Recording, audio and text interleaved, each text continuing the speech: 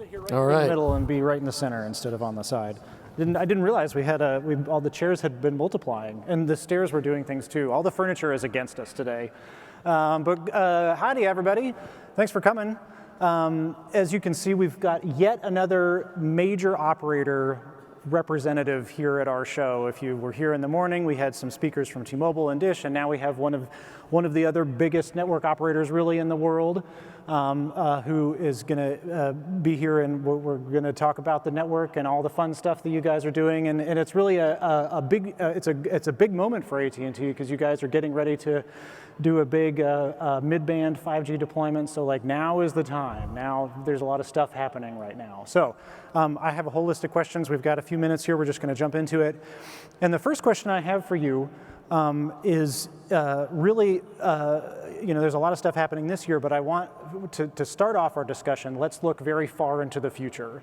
And I wanted to ask you about 5G Advanced. And that is, we've been talking about 5G networks for a long time, but then sort of the next version of 5G is called 5G Advanced. So maybe you can just tell us a little bit about what is 5G Advanced, and then what, how AT&T kind of views that group of technologies. Yeah, absolutely. And thanks, Mike, for having me, and it's great to see everyone. Welcome to Austin and those out on the webcast. So 5G Advanced, I mean, it's just like LTE Advanced. If you wind back the clock, there's kind of a similar playbook occurring here. And so even though 5G is actually still, I would say, in its early days, especially here in the US, as we're rolling out mid-band, as you mentioned, and lighting that up. When we get to 5G Advanced, which is really targeted around the release 18 timeframe, which is a couple years out from now, we're looking at taking advantage of sort of the foundational layers that are being laid out now. So, think of things like network slicing and the ability now to really control the network, not just from a speed standpoint, but really actually control latency in a much more confined and controlled way per slice. When we get to the advanced capabilities, it's going to be about what are some things that we can do at a more granular level, not just in a sort of a unicast type sense, but like in multicast type capabilities. Now, for us at AT&T, because you asked what are we going to do with it, we're really proud of our FirstNet network. This is a purpose-built network specifically for first responders here in the United States. And it's a really powerful, important network.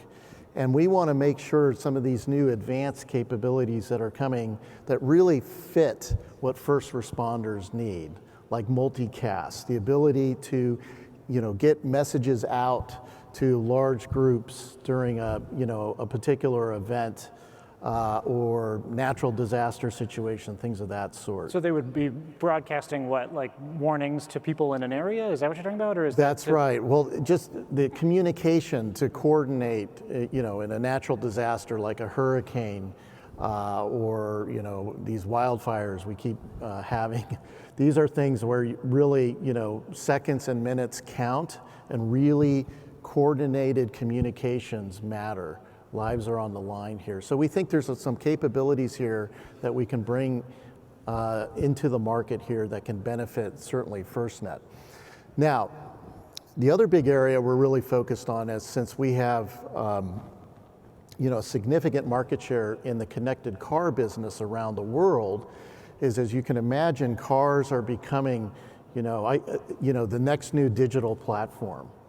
And so having really ultra low latency type capabilities for cars, especially cars as they become more electrified, but also as cars become more sort of software based, that interaction, and as they become more autonomous, the network is going to be really, really important. So if there's a particular obstruction in a particular area and cars need to know about this, well, you need a really fast network to get that kind of information out. So at a very high level, those are some of the capabilities that we're expecting. In the future, several years from now is kind of what right. you're talking about for That's these right. 5G advanced things. Okay. so 5G advanced, way in the future. So we've talked a little bit about way in the future. Now I want to come back a little bit and talk about a little bit of the more near-term stuff that AT&T is working on. One certainly that I think we're all very interested in is the agreement that AT&T has with Microsoft that was announced last year about putting the 5G core into the Microsoft Azure cloud. It certainly seemed to those of us watching these announcements like that's a big deal, right? To have a major operator have this announcement with a cloud provider. And I think a lot of us are looking at that announcement like this is where things are going. Yeah. Is our assumption. So is this where things are going? And then maybe like how is it going? I mean, we're a year into this agreement, like where are you at? Yeah, so let me kind of correct that because it's a bit of a misnomer to say we're putting our mobile packet core into the public Azure cloud because that's not what we're doing. The agreement we did with Microsoft last year was really about them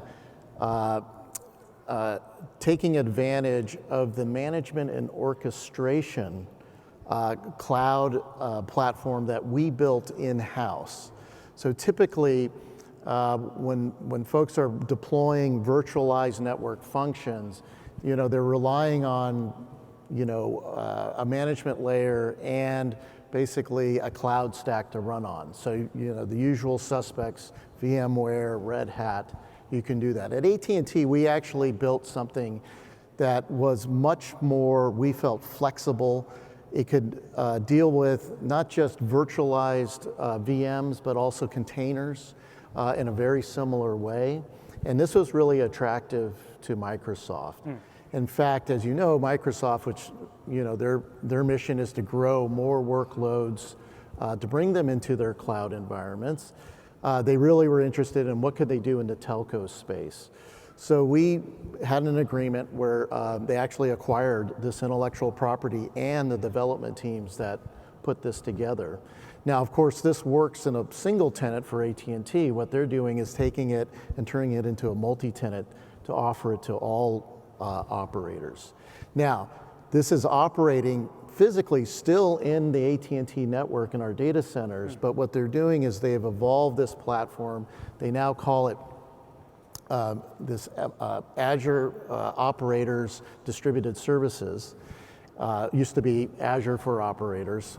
As engineers, we always have to complicate the title. You got to give it a new name if it's a new thing, for sure. And this is now going to be the basis and the foundation, not just for network functions that are more core related, that are kind of back inside the network, but it's also going to be the foundation for when we virtualize the RAN. And so that's going to be really powerful because, as we all know, you want to have a very flexible platform so you can move workloads around to where they're needed.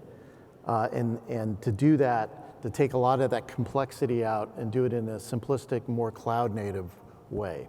And so that's what we're doing with Microsoft, and we're really excited about it. And I'm excited to see there's a lot of other operators around the world that are also getting very interested in it too. Would you, just real briefly, would you kind of classify that decision? Is it like a cost savings decision? Is it a decision to just reorchestrate the network, like you said, for more software and distributed stuff and that kind of, like how are you, at a real high level, how are you looking at that decision? The answer is all of the above. All of those things? Yeah. Several years ago, when you looked at sort of the public cloud infrastructure and how is it evolving, it was in no way in a position to support the kind of sophisticated, workloads that typically a network requires. However, we know the cloud's been maturing, scaling, and getting much more sophisticated. The other big thing is these big hyperscalers, Microsoft as one of them, there's others. When I looked at sort of how many servers they were deploying a year, it was kind of interesting.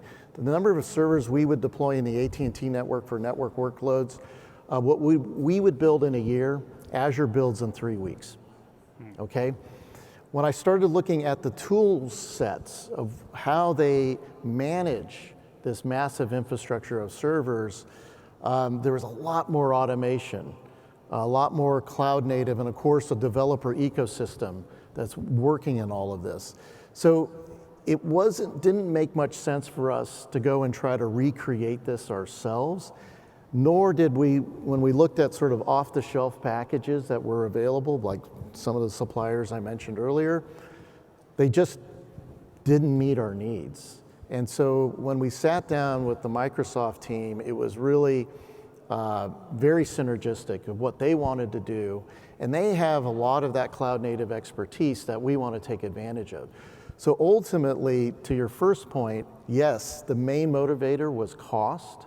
This we can see not only can we get to lower CapEx, but more importantly, lower OpEx. And that's only going to happen through automation. And when I say automation, I don't mean mechanization, because that's typically what I see a lot of telcos out there doing. It's true automation in a cloud-native environment. Okay, so and I guess your argument would be the hyperscalers have hit prime time in telecom. Like it is okay to work with them now. Yeah, absolutely. I don't see that as a competitive threat, as I think many have early on, and some may still do. I see it more as complementary. Okay. We have a few minutes left. I have like 30 questions, but I don't think we're going to get to all of them. But I think that one question we definitely need to talk about is OpenRAN. Everybody talks about OpenRAN all the time. It's super exciting, and certainly AT&T has been involved in the O-RAN Alliance. I'm wondering if you can just kind of update us on like what is your current thinking about OpenRAN, and especially with an eye toward actual deployments, given that AT&T has a real big mid-band build out that's sort of scheduled to start right about now. Absolutely, we are bullish about OpenRAN, now as we've ever been, and in fact, all of the new deployments we're doing are taking advantage of those interface specifications and that open architecture that's been codified through the O-RAN Alliance, which we established, almost 4 years ago now. And so we're really excited about that. As far as the implementation of it, so the software we're putting in today, we have the ability to do, to mix, if we will. But where we're really focused and where we see, to your question of what sort of deployments, we're actually starting more in the small cell space, okay? More in the private networking type arena, because that's to get this working in a large macro environment right now is very complex.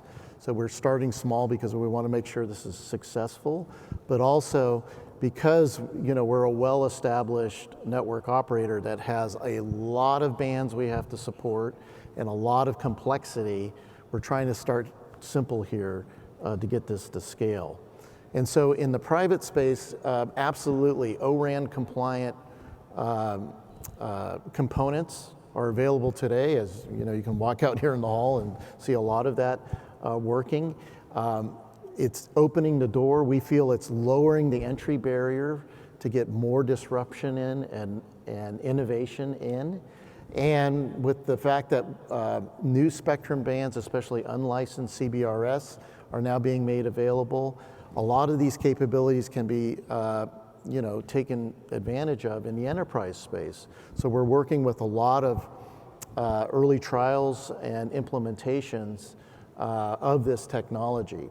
Again, as it matures and we get more and more comfortable operating it, we're going to introduce more and more of that back into our larger network at AT&T. And so it'd be fair to say, like this year, we'll probably see some small cells or private wireless, at least testing. Oh, absolutely, real deployments? We have trials and POCs already in deployment now, utilizing it. Utilizing OpenRAN? Yes. Okay.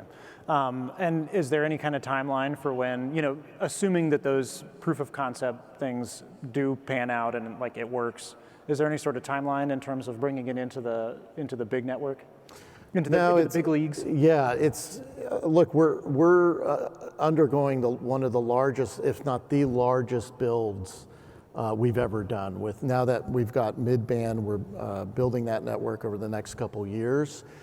So certainly, when we see the maturity of this come to a certain point, and there's some natural places to pull it more into the main build, we'll look at that. But right now, we're not committing on a timeline when that will be. But there's definitely proof of concepts going on right now. All right, absolutely. Sounds good.